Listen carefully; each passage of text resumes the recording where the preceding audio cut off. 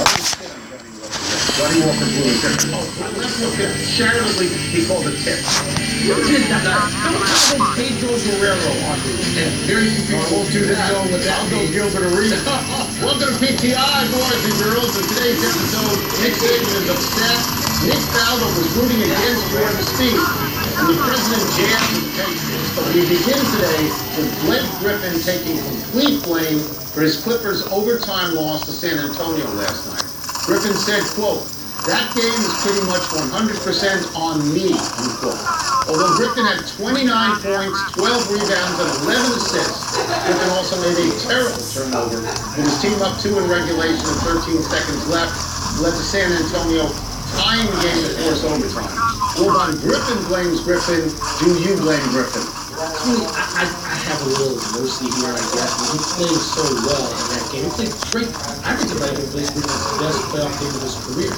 He made this mistake. I mean, and it's in front of him. The play's in front of him. There's nobody lurking behind him. Nobody sneaks up. There's no trickeration from the other team.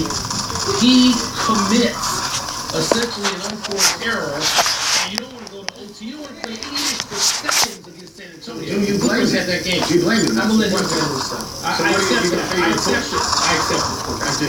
It's crazy to blame someone when he goes a triple-double, when he goes 29, 12, and 11. Well, he did it. That turnover was terrible. It was a fancy pants, unnecessary, pointless move between his legs, and he coughed up the ball. And I don't blame him. I think he's 100% right. Because they don't have to go over. They're going to win that game. All right? So I think he takes the blame justifiably. Because let me ask you something. Who else is going to blame? This is an epic playoff. It wasn't necessarily well played. There were crazy stretches in it. You got DeAndre Jordan missing like 7 straight free throws at one point.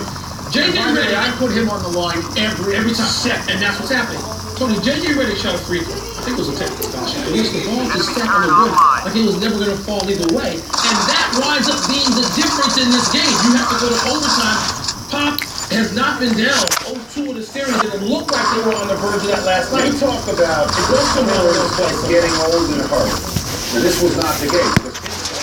Who's going to be 39 years old and play 44 minutes and have 29 points or something like that. Let me tell you this.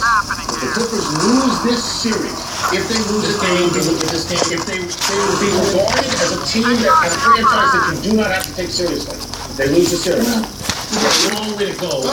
You make a good point, Tony, but I tell you what's going to be tough for the Spurs.